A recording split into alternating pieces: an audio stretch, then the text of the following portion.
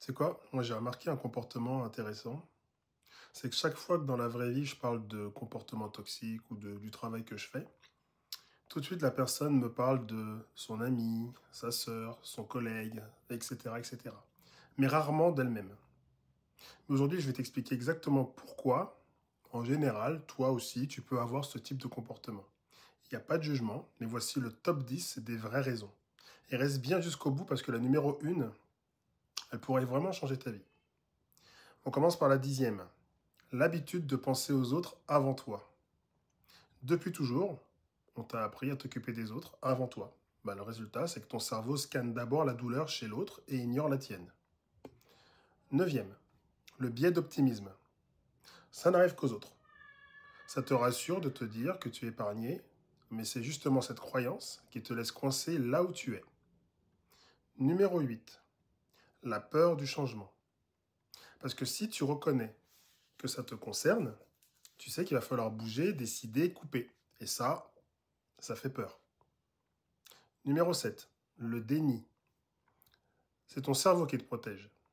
Si tu le nommes pas, ça n'existe pas. Mais le problème, c'est que ça existe quand même. Numéro 6, la projection. Tout ce que tu ressens, tu le mets sur l'autre. Parce que c'est plus facile de dire c'est elle que de te dire, pardon, c'est moi. 5e, le biais de confirmation. Tu cherches à valider ce que tu crois savoir. Tu observes l'autre, mais tu refuses de regarder là où toi aussi, tu rentres dans le même schéma. 4e, la honte.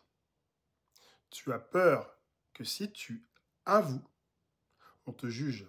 On pense que tu es faible ou naïve. Alors du coup, tu caches, même à toi. 3e, la dissociation.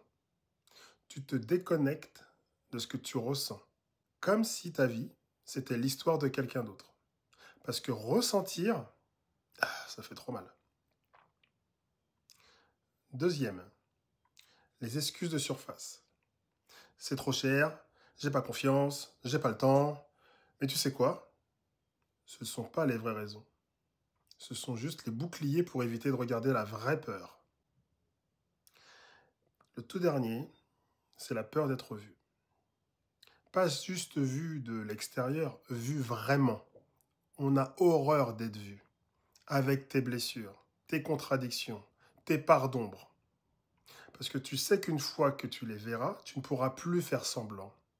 Et c'est là que tout change. C'est là que tu reprends le contrôle.